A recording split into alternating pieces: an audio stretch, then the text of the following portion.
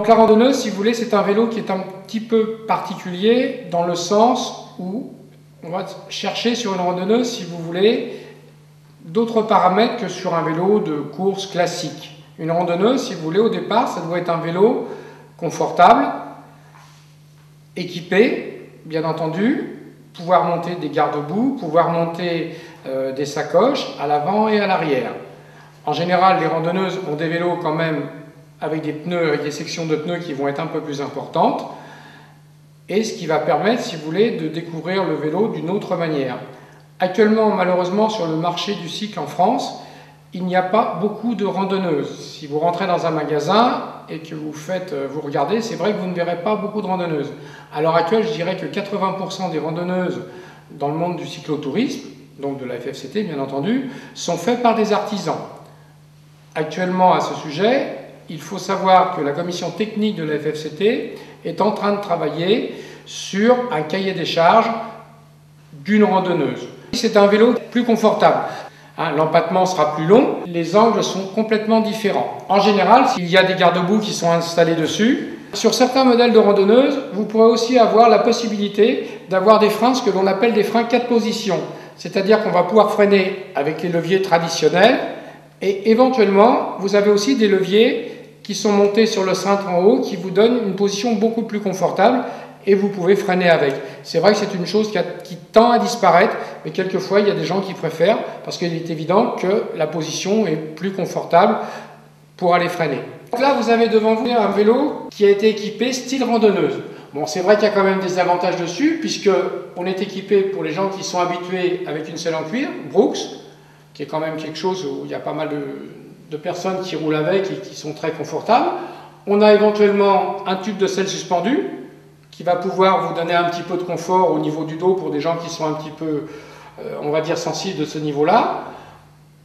On a mis sur ce vélo des garde-boue pour protéger la pluie, parce que bien entendu, le plus important, quand il pleut, savoir d'avoir des garde-boue sur un vélo, vous êtes pratiquement 3 fois moins mouillé que sans garde-boue, bien entendu. Le vélo est quand même prévu pour pouvoir monter un porte-bagages, parce qu'une randonneuse, ça ne se conçoit pas sans porte-bagages. Donc le vélo est prévu aussi bien sur les pattes arrière que sur les pattes de fourche. On a des œillets déjà prévus pour éventuellement monter des garde-boue. Disons que ce vélo, c'est un vélo, ce qu'on appelle nous produit fini dans un magasin, qui peut être une débauche de randonneuse. Voilà une randonneuse qui a été fabriquée par un artisan. Celui-là a une petite particularité, c'est un vélo qui a été vendu par la confrérie des 650.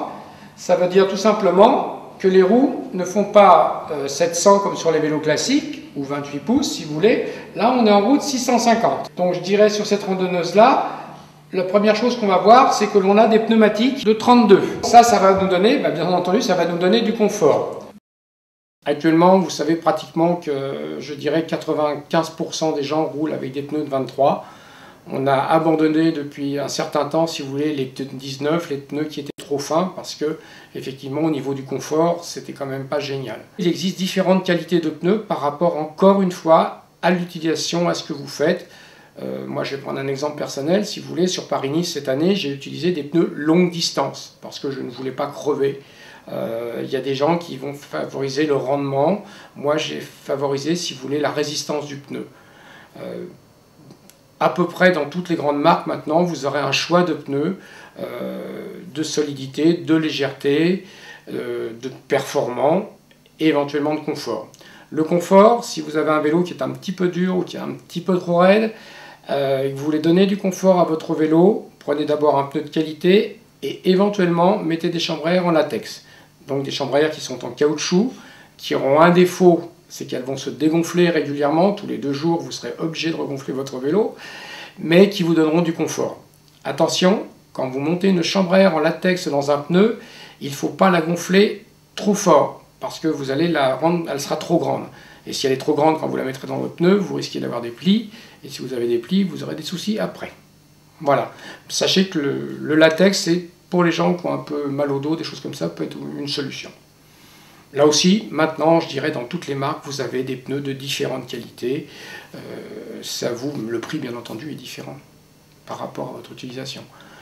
Les gens qui font, je dirais, les randonneurs, si vous voulez, ou qui font de la grande distance, vous pouvez aussi monter des pneus de 25. Donc 25, si vous voulez, c'est la section du pneu. Ça sera un pneu un petit peu plus large, un peu plus confortable. Et il existe aussi maintenant, mais on en monte pratiquement plus, si vous voulez, des pneus de 28. Attention, dans le pneumatique aussi, maintenant on voit réapparaître un petit peu des vélos en route 650, hein, pour les gens de petite taille ou des gens qui veulent des vélos un petit peu particuliers. En 650 aussi, maintenant, vous avez des pneus en 20, en 23, où là aussi vous allez trouver différentes qualités, bien sûr. Les couleurs, c'est de la cosmétique. Très honnêtement, les couleurs, c'est surtout, si vous voulez, pour faire un vélo, on met des pneus rouges, une guidoline rouge, une selle rouge, et puis c'est tout. Normalement, si vous voulez, dans les pneus, maintenant, il y a différentes gommes, il y a de la silice, et selon les gommes, si vous voulez, vous pouvez avoir des gommes plus ou moins dures. Mais bon, je dirais que là aussi, après, je vous dis, c'est une question de goût, et ça ne changera pas grand-chose. En général, les pneus de couleur s'usent quand même un petit peu plus vite. Il est évident qu'un cadre en 650, ça a quand même un avantage pour les gens de petite taille. Parce que vous voyez, on a un cadre qui n'est pas très grand, mais on a un cadre où on va avoir une douille de direction beaucoup plus importante que si on était sur un cadre en 28. Elle est équipée de porte-bagages avant, bien fixés, pas avec des colliers, hein, c'est-à-dire qu'on a mis des inserts, on a soudé des inserts dans la fourche pour avoir une très bonne fixation pour pouvoir éventuellement poser une sacoche. Il existe aussi pour les gens qui font vraiment, si vous voulez, ce qu'on pourrait presque appeler du cyclo-camping ou qui partent sur plusieurs jours, des porte-bagages où on pourra positionner des sacoches surbaissées à l'avant. Sacoche de guidon et bien entendu porte-bagages à l'arrière. Bon là, les sacoches ne sont pas montées, mais il y a possibilité donc de mettre aussi des sacoches. Une randonneuse d'artisan, elle est facile à reconnaître parce que vous voyez, il y a des inserts partout qui nous permettent des fixations. Il y a même sur ce vélo, qui n'est pas installé actuellement, mais il y avait même une possibilité de mettre un alternateur, c'est-à-dire que l'éclairage était commandé par cette manette sur le tube de selle, et on avait un alternateur qui venait en frottement sur la roue arrière. Vous apercevez aussi qu'une randonneuse, chose importante, on n'a pas de plateau de 50 ou de 52 ou de 53.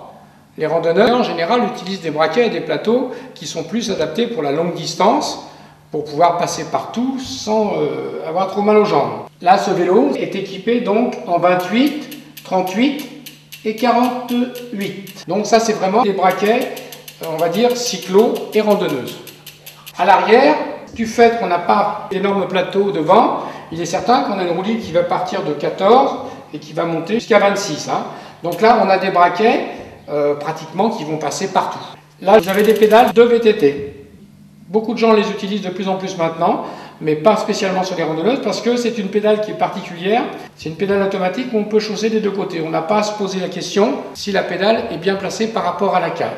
On est bien entendu sur les randonneuses faites par des artisans jusqu'à maintenant sur des cadres en acier à raccord.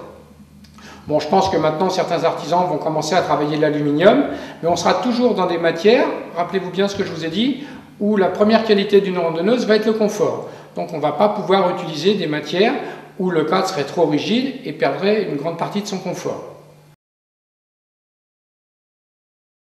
Il existe un nombre de selles incalculable.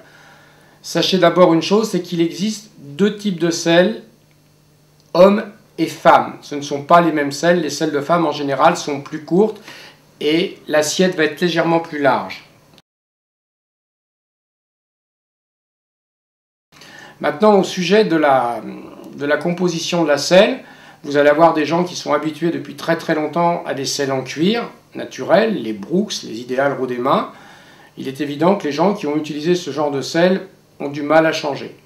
Pour les gens qui sont un petit peu sensibles, il existe maintenant des selles, si vous voulez, qui sont, je vais dire, ouvertes sur le milieu de la selle, ce qui donnera une plus grande souplesse au niveau de la selle et un positionnement des ischions qui sera peut-être un petit peu plus facile. Mais le grand conseil que je peux vous donner, si vous avez un marchand de cycle et qui peut vous faire essayer une ou deux selles, n'hésitez pas à lui demander.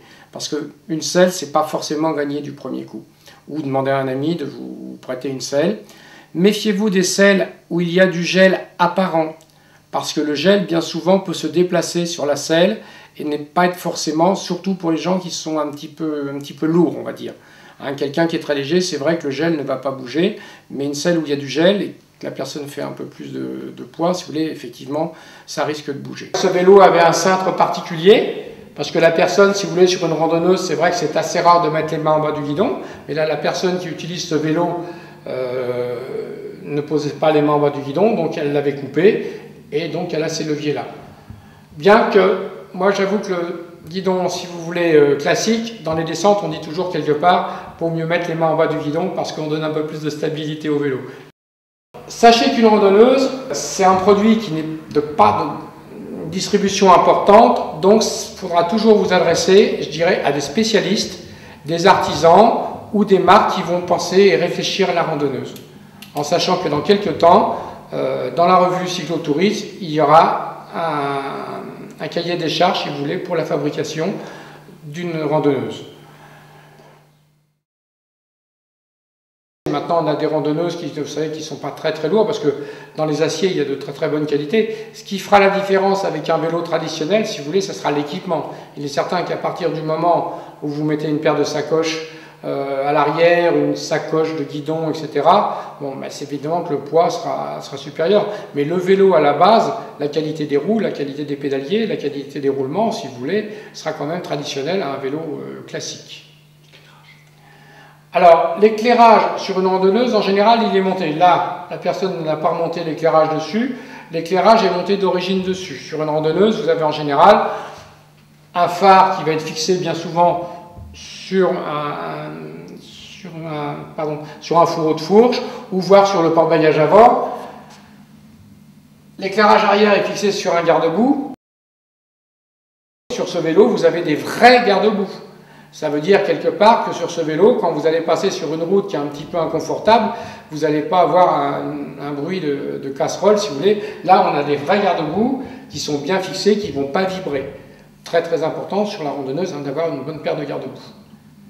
Bon, il existe aussi des garde-boue aussi maintenant un petit peu plus légers, un petit peu plus, je veux dire un peu plus modernes.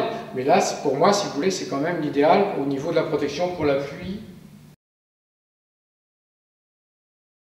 Les freins sont assez particuliers, parce qu'à partir du moment où vous voudrez mettre des garde-boue sur un vélo, si vous voulez monter des freins traditionnels, la hauteur de l'étrier de frein sera différente. Sur ce vélo, c'est un peu particulier parce qu'il est monté avec des freins cantilever, qui quelque part est un frein qui est très puissant et qui donne satisfaction.